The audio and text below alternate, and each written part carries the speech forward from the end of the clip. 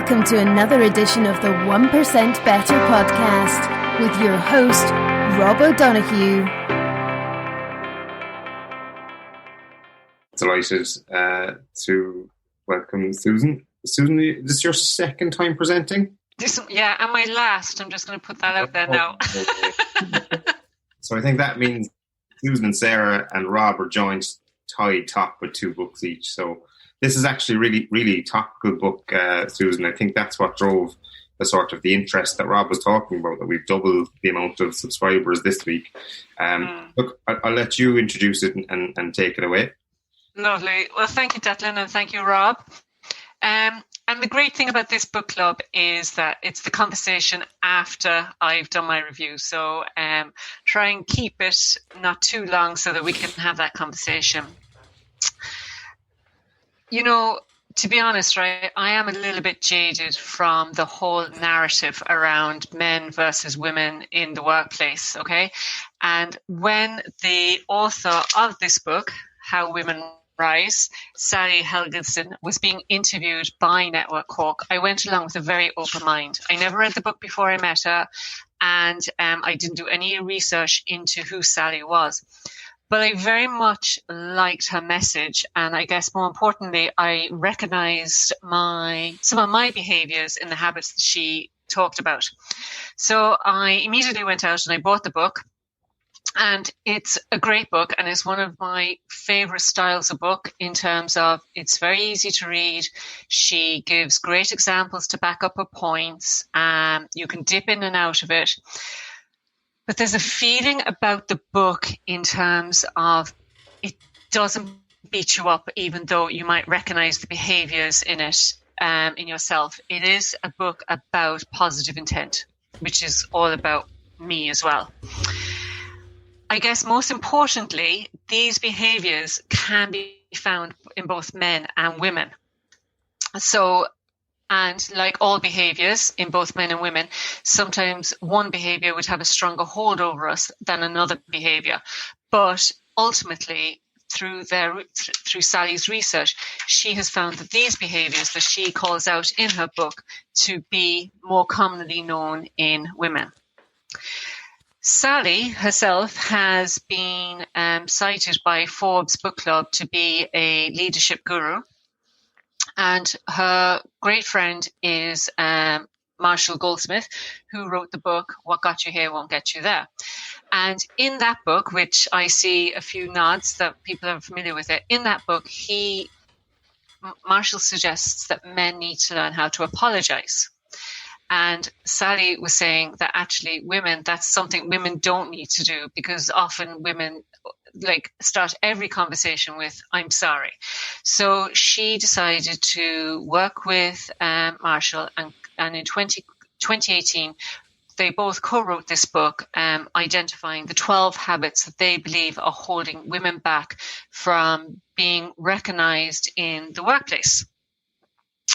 So the 12 habits are, and they're not in the particular order of the book, and they're not necessarily in my particular order, but the first one I'm going to talk about is the one that maybe I resonated with the most, which is called expecting others to spontaneously notice and reward you for your contribution.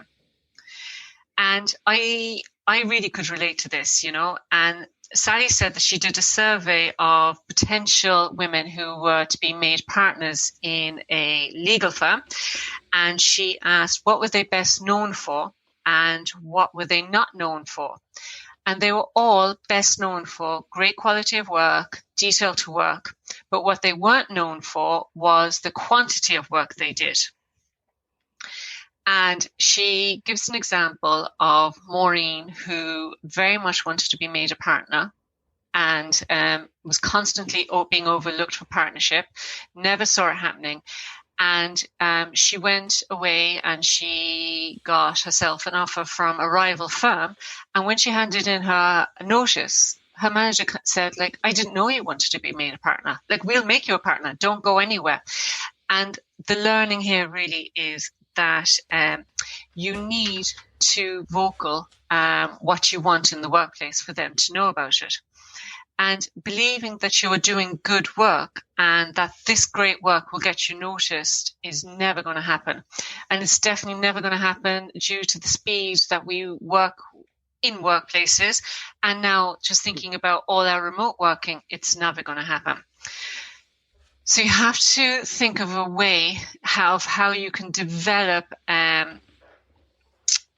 an elevator pitch is what Sally refers it to, that highlights your vision and mission of what you would like to your senior leadership team. And she talks about the elevator pitch. If anyone isn't aware of that, it's something like, well, I would suggest 90 seconds, 140 words that you can say that you're very comfortable with, that if you're in a lift, or as they would say in the US, an elevator, that you would say it between the first floor and the top floor. So the point being is that you need to be your biggest cheerleader because nobody else is going to do it for you. The second common habit that is in both men and women is known as overvaluing expertise.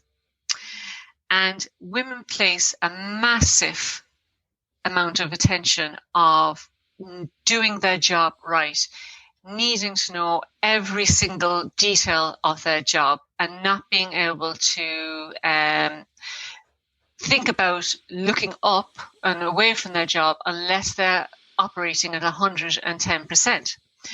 And as great as this is, and it might be a competency that got you to where you are today. But for women, it can create a undue stress because they are always trying to they're always trying to learn their job. They're always trying to raise that bar that only themselves are doing, that only themselves can raise that bar. And by doing that, by being on that constant treadmill, what they are failing to do is build relationships. And what they're failing to do is look outside of the job that they have. They say that although it might be nice to hear that you're indispensable in your current role, and although it might be nice to hear that you're really good at your current job, what that is preventing you is from being looked at for promotion, because your current manager doesn't want to leave you. And also what it gives the impression is that you are too much into the detail, that you can't think strategically and you can't look at a broader scope of your job, and therefore, again, maybe restricting your way of being promoted. So under this habit, Sally speaks about four types of power. And the first of the power is the expertise, which is what we all need to deliver in our current role. But if this power is at the expense of the other kinds of power, it's going to hold you back. The second kind of power is the power of connections and knowing who to know. Connections can help you get resources. They can get you noticed. And I guess in my view, looking at how women can help get promoted at work, this is probably one of the most important powers that you need to have. Men are naturally better at building those connections than women. And there is another habit that we'll come to talk about how you leverage those relationships. The third kind of power is your personal authority, the confidence you inspire in others. And this is built on your listening and your speaking skills. It is also built on how you build trust in your capability. And then the final power that she speaks about is the position or where you are in the organization. So if you remember, I mentioned that this habit is found in both men and women. And what they would say, again, maybe something that we're quite familiar with from the Harvard Business Review, if looking at a job description, a woman will only apply for the job if she can do 100% of the duties, where a man will apply for the job if they can do 60% of the duties. And it's not about confidence, and it's not about believing in yourself. It's around your ability and your belief that you have the skills to be able to learn how to do that job. And the next habit is very similar to this, which is around the perfectionist habit. And in the interview that I heard her speaking, she mentioned about how perfectionism is often a female trait developed from childhood. Females are naturally good at detail. They're naturally very competent. They follow things through, and they're more dutiful and attention to detail. And this can get them promoted so far. And it can be a real competency to help you get promoted. But again, if you're too much into the detail, it may be seen that you're lacking the strategic vision that might be required for a senior role. Being a perfectionist can also hold you back in terms of you not being able to delegate. And one that would really strike with me around perfectionist is the negative mindset that this can create in your head, because you're always constantly looking at the things that you did wrong or the things that you're not happy with, rather than thinking about how to move forward and how to come up with creative suggestions and creative ideas of how you can move on from an error and a mistake. And finally, I guess, perfectionist, as Sally would say, causes undue stress, both for yourself, which we can relate to, but also for your team members. And she says nobody has said that they have enjoyed working for a manager who's a perfectionist. And thinking about that for myself, I think that, if you are reporting into a perfectionist, you're really stifling that creativity and that diversity of thought. Because if you're in meetings and if you're in conversations with a perfectionist, you're going to be slow to suggest new ideas. You're going to be slow to try out new concepts, because again, if it doesn't work, if it doesn't go the way you want, there will be no room to accept it.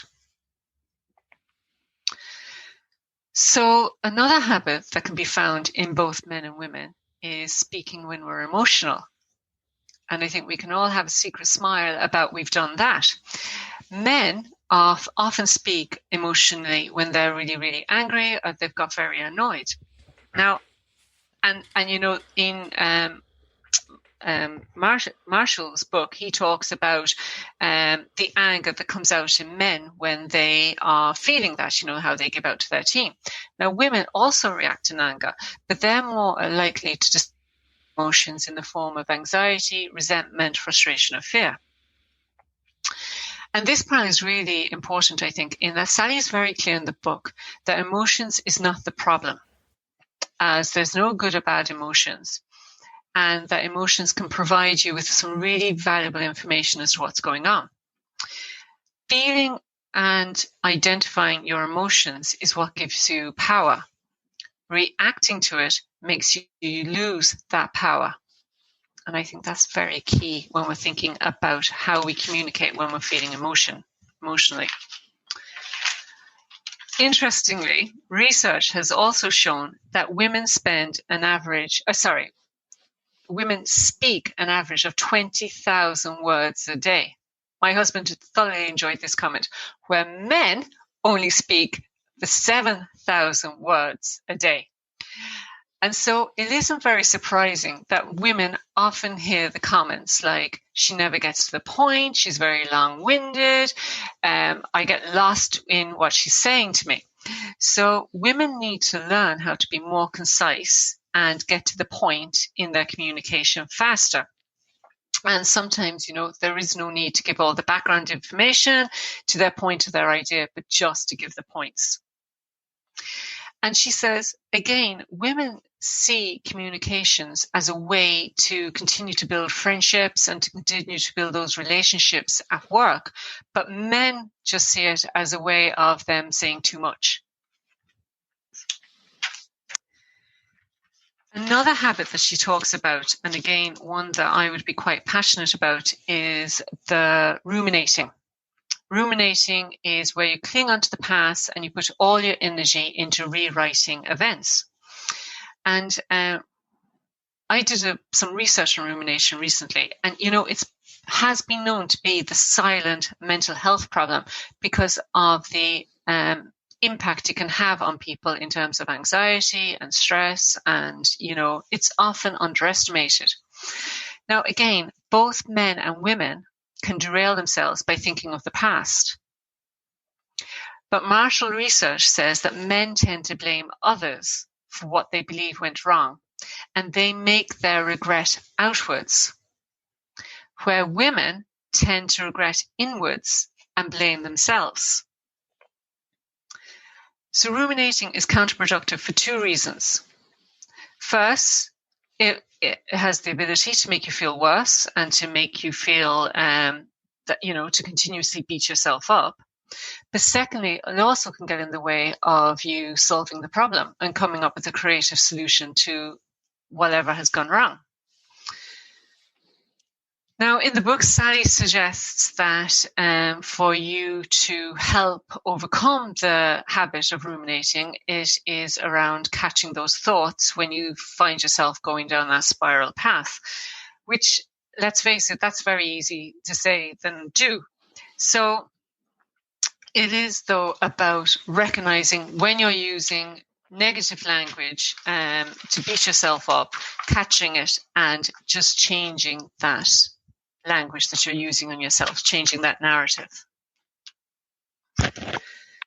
So the sixth habit is known as letting your radar distract you.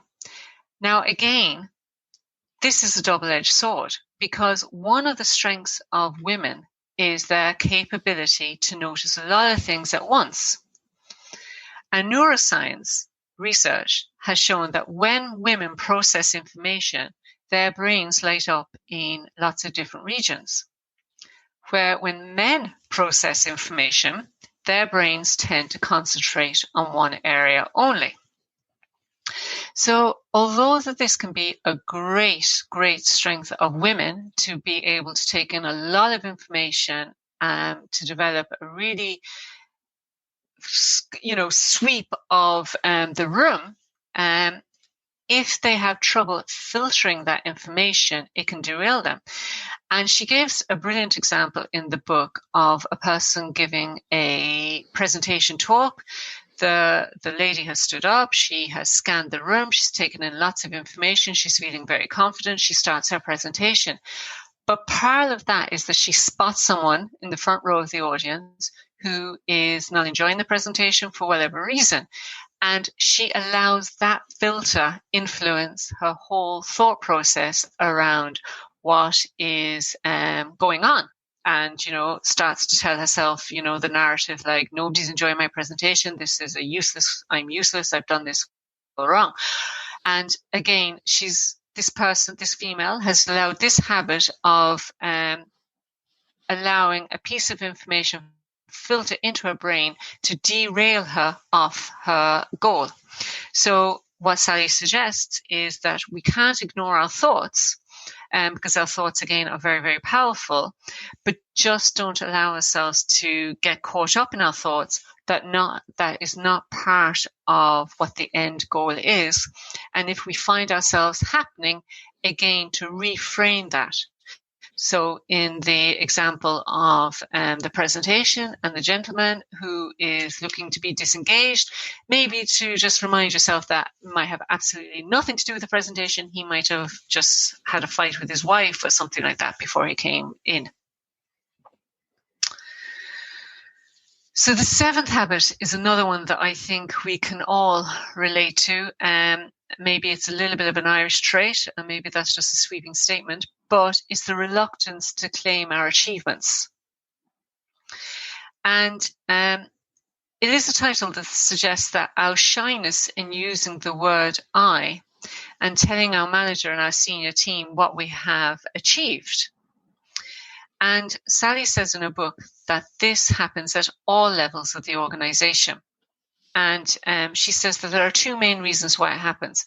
The first is that we don't want to be known as the jerk who is constantly talking about themselves and constantly only talking about how great they are. And secondly, it is thinking that our great work will speak for itself. But as we know from our first habit, our great work often goes unrecognized if we don't speak about it and let people know about it. And what resonated with me in this habit is my uncomfortableness to accept praise, to accept that I've done a good job, to accept credit where it was due. And again, what Marshall has said in the book is that when that happens, and if that is something that you're always deflecting the praise that you're receiving, just to say a simple thank you. And rather than saying, thank you, I got lucky, thank you, I had a great team, thank you, yes, didn't we all do a good job, just stop after thank you and get used to receiving credit for good work.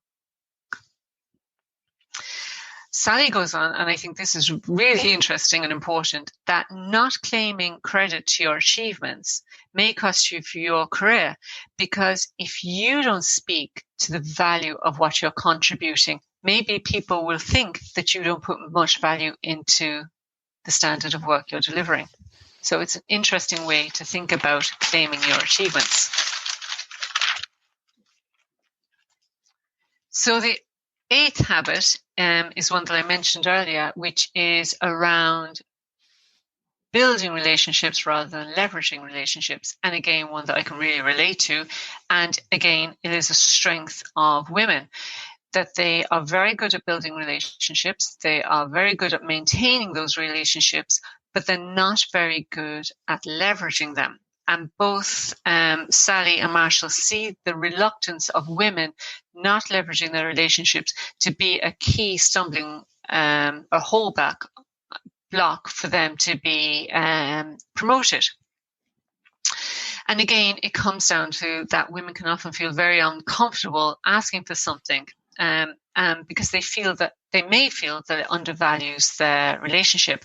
It may feel that women feel that they feel like that they're using people, or that others will think that they're using them.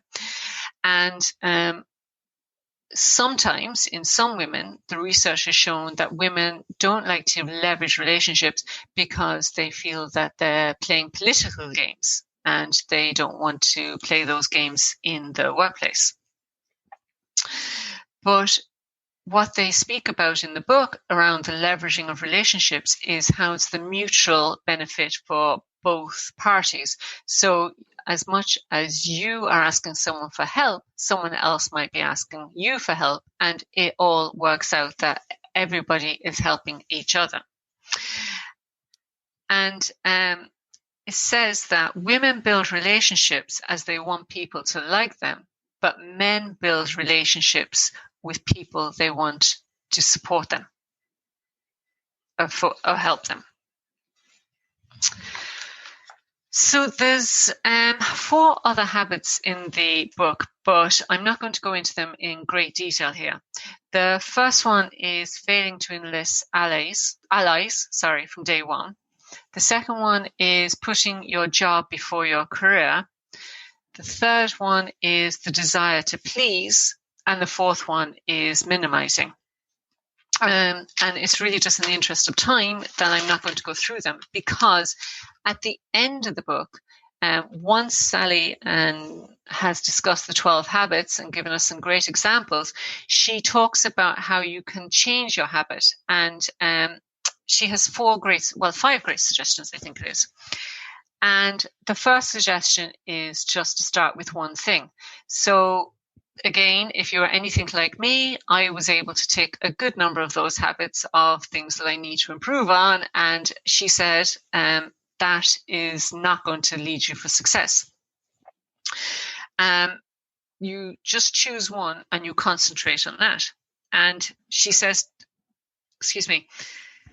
and something that we've spoken about in other books that we've reviewed here, that to make sustainable and lasting change requires focus. Because as we now know, you can only concentrate on one thing, concentrate it on over and over and over again until you embed that new behavior into your brain to get long-term results. She also suggests that, and maybe some of you will have noticed that there is some overlapping in the habits. And her suggestion is that you identify the habits that overlap for you. So, for example, the one that struck me is the overlapping between claiming your achievements and expecting others to spontaneously notice your work. Both of these habits are rooted in the belief that blowing your own trumpet is obnoxious, and that there is a fear of you being perceived as being too ambitious. So once you've identified the habits that are overlapping and the clusters, you can then start to figure out which are the ones that you want to work on. And then she suggests that you break down the problem behavior that you have and decide on concrete, specific habits that you want to change.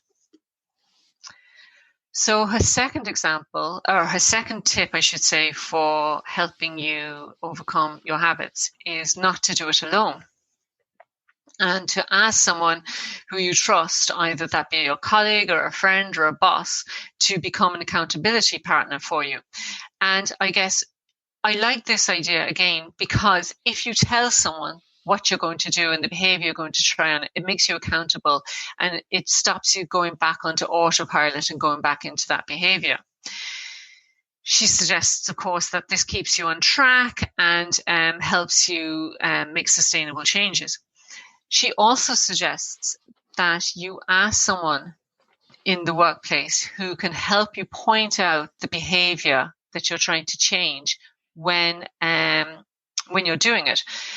So, for example, if you are somebody who constantly apologizes at work and you start every meeting with saying, I'm sorry, maybe you ask someone who you're working very closely with that they can give you the nod or the wink if you are apologizing, so that you become aware of that habit, and especially if it's a habit that is so ingrained in you that you don't even realize that you're doing it.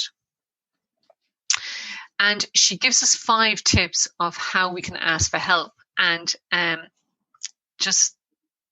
thought they were interesting. And so just to go through them here now. Choose wisely. So choose someone that you trust. Be precise in what you're asking them to look for. Remember to be concise. So she says, be aware that the other person could be very, very busy. So be brief with your ask of them. The 4th one is remember that disclosure is not the point. So this is good, and especially if you're someone who goes into a lot of detail, in that this is not about going into why you want to change this behavior. This is not about looking back and seeing where all the times that you've gone wrong, but it's more about just identifying the habit that you want to change. And then the last point is to make it time bound. So the 4th tip that she gives us to help us change our behavior is to not to beat yourself up. And she calls it letting go of judgment. And she has a great term. And I think, Aoife, you might have attended that meeting with her. She spoke about the oh well, and that really resonated with me as well at the meeting, at the interview we attended. And she uses that. So every time something happens that you're not happy with or you want to beat yourself up with, say, oh, well. Oh, well, it doesn't matter. Oh, well, I messed up. Oh, well, I'm not perfect. And she says that by saying, oh, well, it signals your self-acceptance, that this is okay. It signals that you are ready to move on. And she also suggests, and it's also a Marshall Goldsmith tool. So I really like that. It's a way of catching your thoughts when you're starting to spiral into maybe something negative and beating yourself up by just saying, oh, well. And finally, she talks about, comes back to a full loop about what got you here. And she says that we all need to remember our strengths. We need to remember what our skills are. We need to remember where we are, and we are somewhere in the career path because of what we have brought to the organization. And we just need to look at what are our limiting behaviors that may prevent us from going to the next level if that's what we want. And that's it. Hold on. Thank you. I had my own personal tool there coming to say hello to us.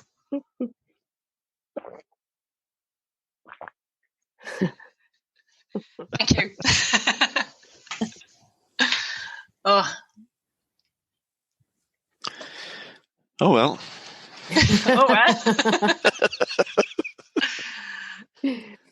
Susan, like you said, I attended that talk and I've read the book, and it's just making me realise how much our heads are like sieves, because other than ruminating, I couldn't remember the other 11. And I mean, I listened to her that night too, so it was a great reminder. Thank you.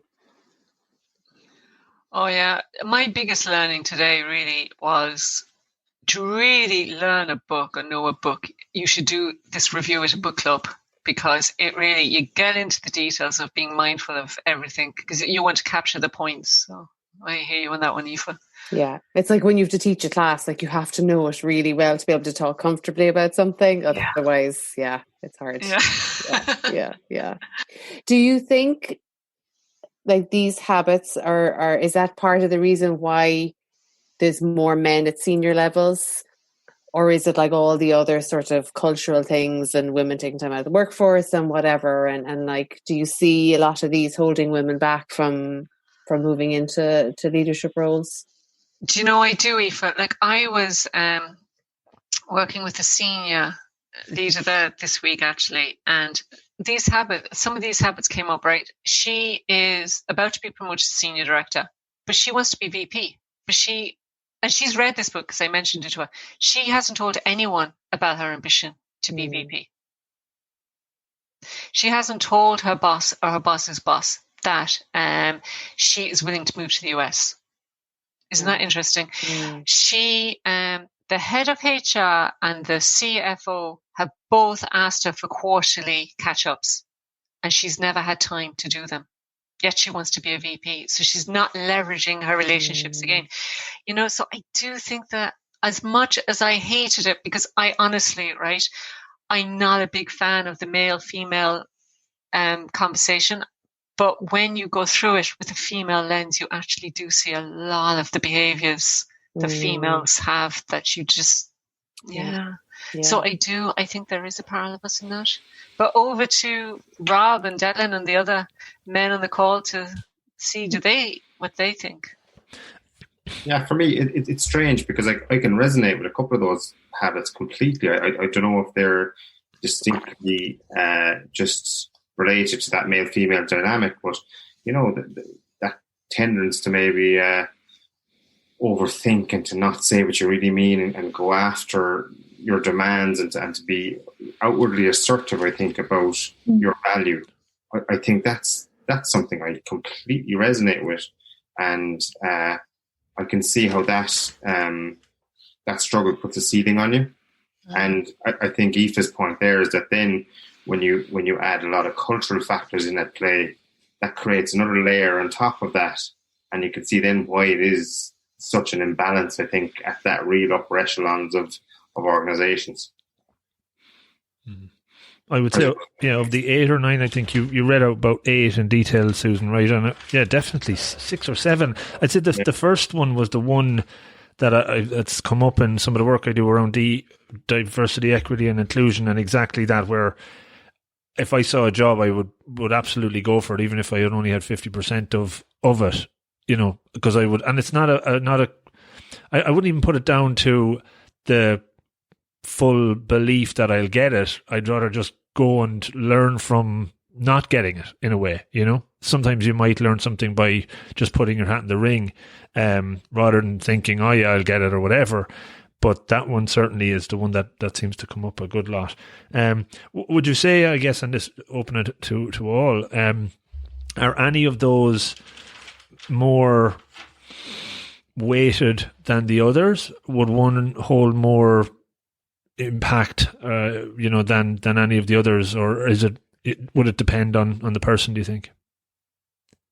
Yeah, I mean, certainly in the book they're not rated at all, and I like personally, I probably think it's not telling your manager the work that you're doing, the good work that you're doing. I think that's huge. For me, in my career, that was the turning point when I started talking to my manager about the work that I was doing rather than just working independently. And again, talking to Aoife about the introverted style, we struggle with, introverted females struggle with talking about the I. And we just get on and we just do it.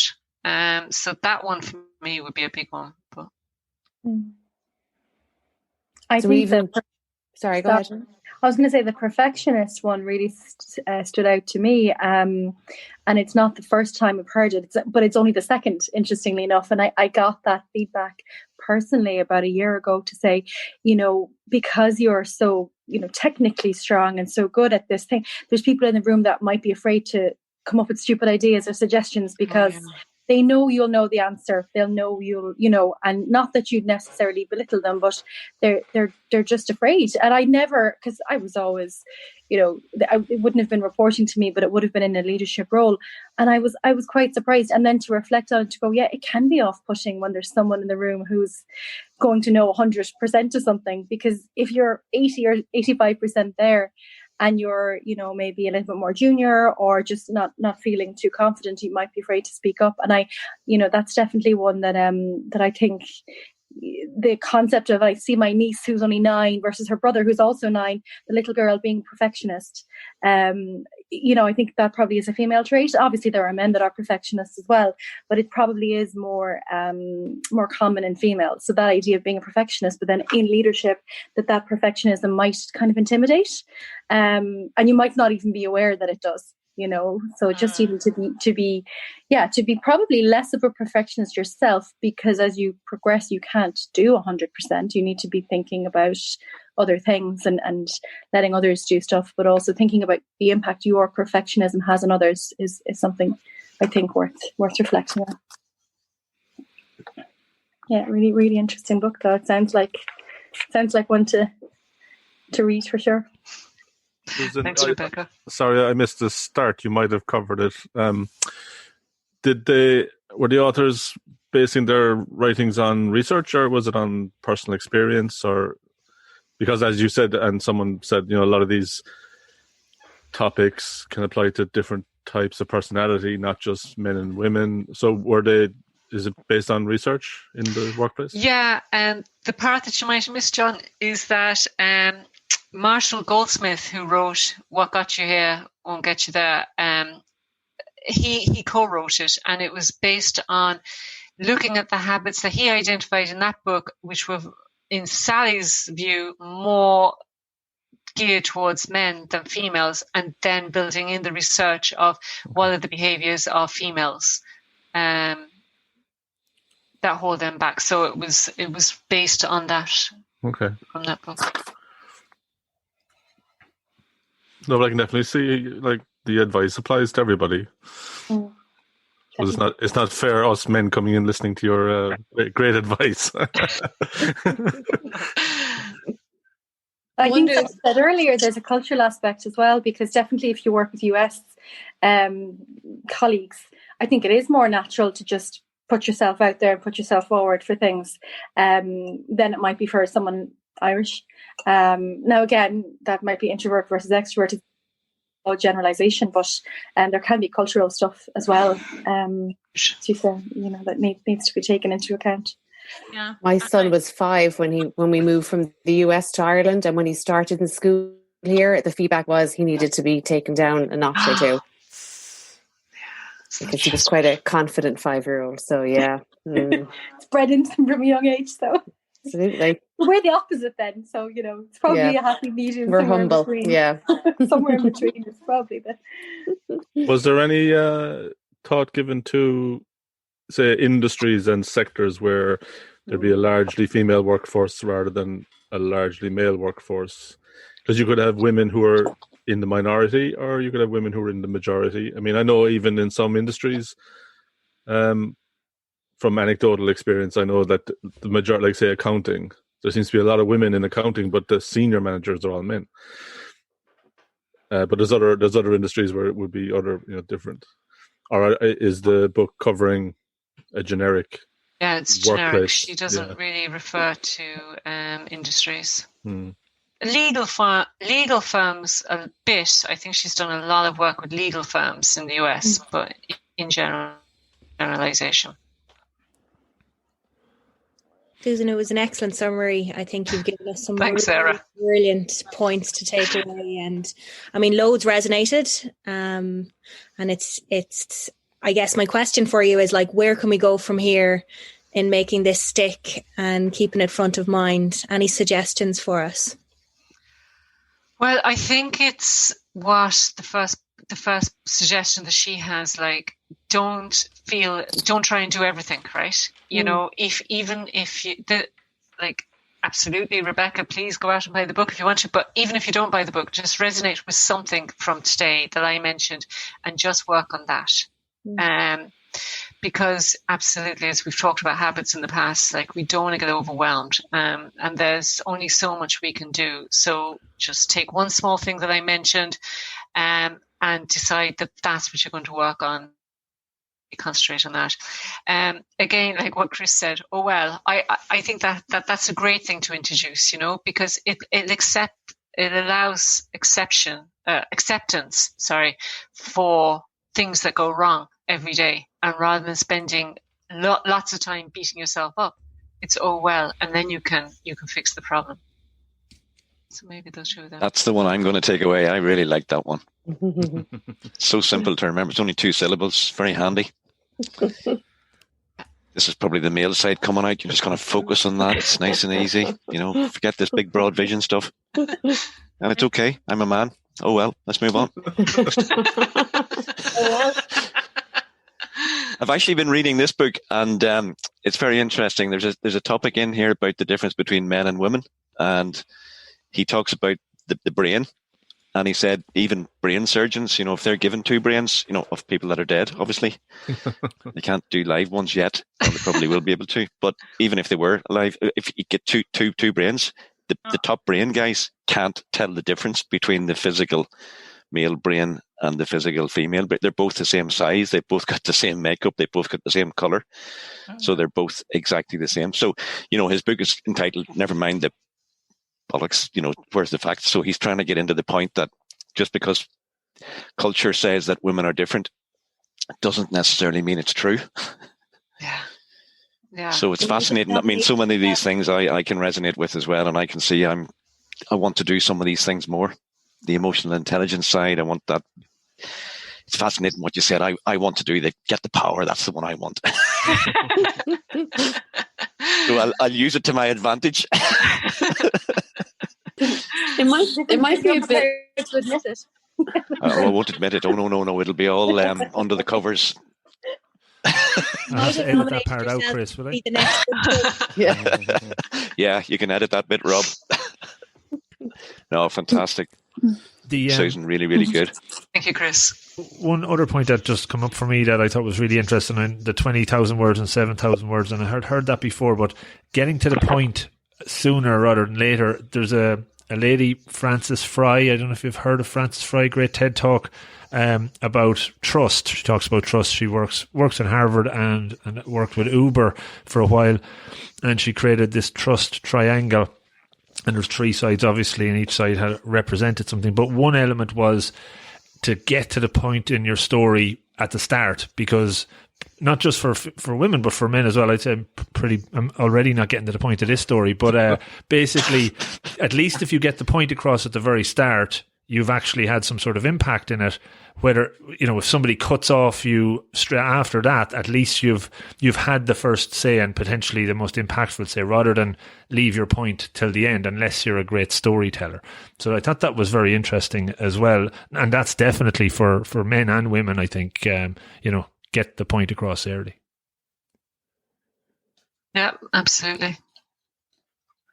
Resonated always me as well, as I'm trying to teach my children that making mistakes is okay. So what I'm doing in my example, past few months, I was saying that, okay, looks like I made a mistake here. I'm sorry. That's fine. I will improve next time. Let's move on.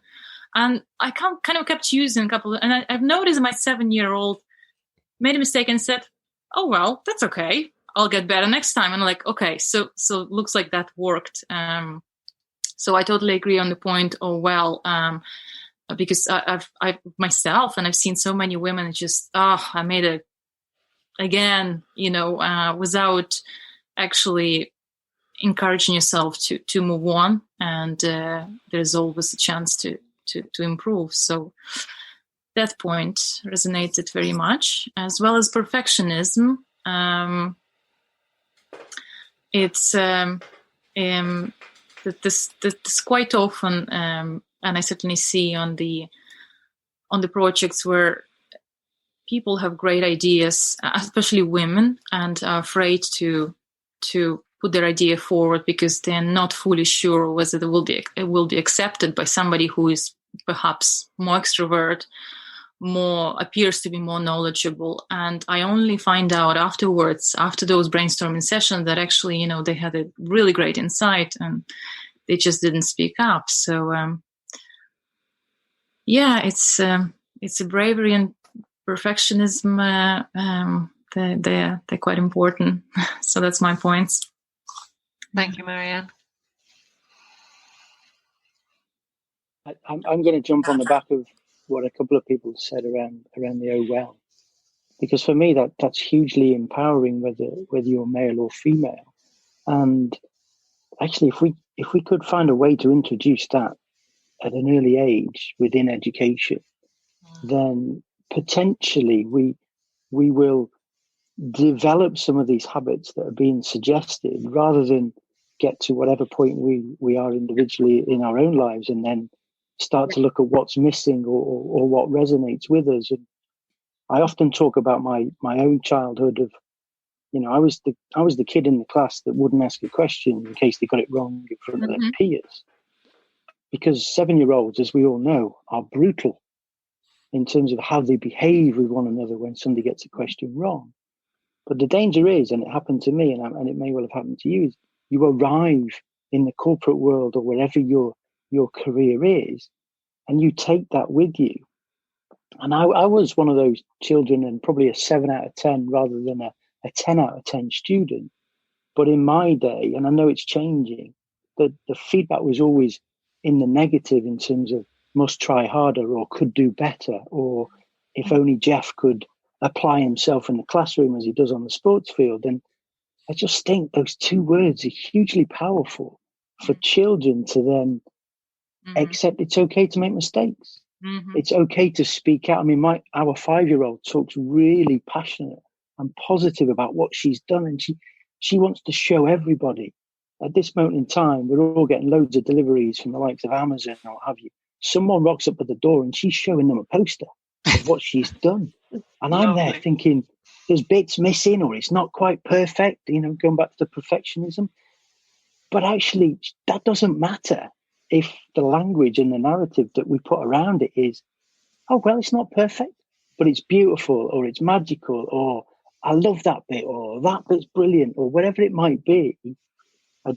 For me, listening to everybody and echoing people's thoughts around the summary, Susan, that is a challenge in itself, taking a book.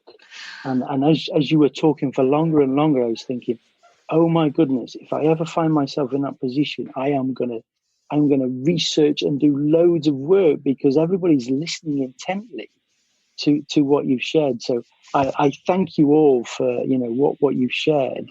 And actually, going back to Susan, thank you for that summary, because it's been brilliant. Thank you, Jeff. You're very welcome. And I think there's spaces in a couple of weeks' time for you to do your book, Jeff. There's no problem. We won't throw them in at the deep end. In 2 weeks' time, we have Ashley. I think she had agreed to do the 9th of Feb, and then Marianne, you're after that. Yeah, you're still good with that. So we're booked out for February.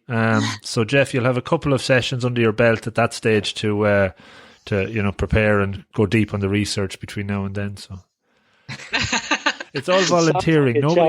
It's a volunteer effort. We're never picking people out. So anytime anyone wants to do one, more than welcome. Thank you.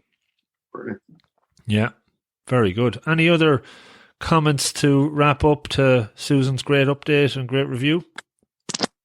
I was just thinking about this issue around it being women or men, and if you kind of frame it more like the kind of more energies of the feminine and the masculine, that we all have a kind of a mix of both energies, if you like. I know that sounds a bit woo-woo, but you know what I mean. We're all made up of a bit of both. Then it kind of takes away that very gendered split, because I do think we all, like you said, we all reflect those different qualities at different times. That's a great point. And I love the book. I'm definitely going to order a copy of that on Amazon when this call is over. Bookdepository.com, free delivery. Oh. Not many of you guys I notice read the Kindle. You usually go for the hard copies, do you? Yeah. Okay. Because I find the Kindle I can copy and send to myself the passages from the book, and it's electronically saved in the folder. But the best books of all, I do like myself in hard copy. And I think we were talking about this just before Christmas. Was it the app from the library, BorrowBox? Like, that's a great app, and it's free as well. Yeah, I actually looked. Do you have to have a library account? Obviously, before you don't. No. No. Oh. Oh, I don't have a library. I got it there at the last lockdown, and it's great. Yeah, every book I've ever looked for is on it, both audio and in Word. BorrowBox. Is it? It's a global site, though, is it? It's not just an Irish site. No, I think it's an Irish one, Rob. Oh, okay. Yeah, just on the point you made, Mariana, just because I remember when I'm reading a physical book and if I'm taking notes, I like to actually physically write down the notes or to scribble or even type it in. And it was the guy, Charles Duhigg, he had a couple of books out, one around habits, surprisingly enough. And there was another one, but in that he talks about this, it's called disfluency, where basically instead of just typing rapidly out, you switch things up by writing, and it has a better impact of it sticking. And it's just that more physical act of doing it. So I totally get what you're saying. But what I find, if I take something from a Harvard Business Review or a piece of like an article online and copy it across, sometimes I don't really ever go back to it. Then I'm not really as engaged when it's just a cut and paste. But when I physically scribble, I find it more sinking in. True, I agree with you. When I was preparing for exam, and the lessons probably the bigger one would be the PMP. I actually had to physically have a book. I had to use the highlighter. I had to be writing down, because that's how my memory works. But now I'm more in the world. Okay, the piece of content that I am reading, and I have my own perspective on it, and I have something to add to it. I want then ultimately this be somewhere in one of my projects, whether it will become the blog or it's something that I will share, and I want to park it somewhere digitally that I can quickly find. So I'm still not a pro in this, but I am researching for the past year the meaningful productivity and all that, and the systems that exist now, they're just mind-blowing. The guys that I'm following, they literally, anything they read and resonates, it then through the app, it ends up in the right location for your current project, and most of them creators, whether it's a blog video course. So their point, the point of the guy that I'm actually referencing, I don't know anybody heard, the UK doctor and YouTuber and entrepreneur and everything else, Ali Abdul. he's grown very fast because the content that he gives is really, really valuable. So he's talking that when he's got stuff to do, he's got time to work on his project, he's never starting from the blank page. It's always, he goes, okay, 3 current project, my digital course, my blog, my podcast, maybe preparation. And he goes straight into the nuts of what he needs to create without any distraction. I found it mind-blowing, this type of productivity, meaningful productivity. That's why, for me, the digital route is probably the most. Mm-hmm. Yeah, so I went on about it. It looks like I have to review this book. The Make Time. That's the book that I think I will be reviewing in February. I hope this area is also interesting to the rest of the group. Yeah? Okay. Okay, thank you. Right. So Make Time, Rob. Sounds I will good. send you. Yeah, very good. I think we're good. So, Susan, thanks again. Lovely. Thanks to everybody for joining. Hopefully, all those that are new will be back in a couple of weeks. And on the logistics side, I think, I think this link deck will work every 2 weeks. So you don't necessarily have to re-sign up just to know that this works. But if you lose it, just re-sign up when you see it posted. And we'll have more robust bouncers on the door next. Our first hacking, it's probably a sign things are going well, yeah. Gaining popularity. Exactly. Yeah. All right, I guys. was flicking madly along with my tabs saying, what am I playing? Great stuff. All right. Take care, guys. Stay safe. Thanks, Susan. Guys, well done, Susan. Thank you. Bye. Bye. Bye-bye. Hey folks, thanks so much for listening to the show. If you enjoyed it, could you please consider helping me extend the reach of the podcast that a little bit further? You can do that in a number of ways. The number one way is to subscribe on your app of choice. This helps me with the chart ranking, leading to more folks stumbling across the podcast and checking it out. You could also repost it on your social media channels. Any of them would be great. And maybe even tell a friend in person or over the phone. Pick up the phone, give them a call and tell them about the 1% Better podcast. Tell them about this episode or one that you've heard in the past. Any will do.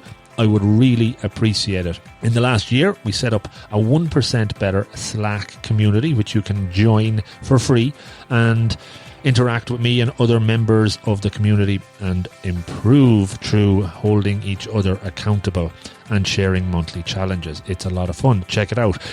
I'm into season 4 of this incredible journey, and the more of these interviews and solo shows that I research, record and share, the better I believe that they get, and more loaded with actionable takeaways that you can learn from. I know I've learned so much from it so far, and it's always really, really fulfilling and rewarding when I hear from you on what you took from it. So do reach out, rob@robofthegreen.ie. And of everybody that listens, 90% listen and enjoy, but only around 10% actually take action, write down takeaways and put them into practice. I am convinced that if we can move that number a bit higher, the listeners will not only make steps forward towards their goals, but they will be more fulfilled and happy and better. Change doesn't happen overnight. It is hard, but it's all about taking the first step, whatever that is for you. You can absolutely do this. Make a plan, be deliberate, take action. Don't overreach. Start with those small incremental improvements, and over time you will see great progress. It's all in the pursuit of betterness. So again, thank you so much for listening. Good luck and stay safe.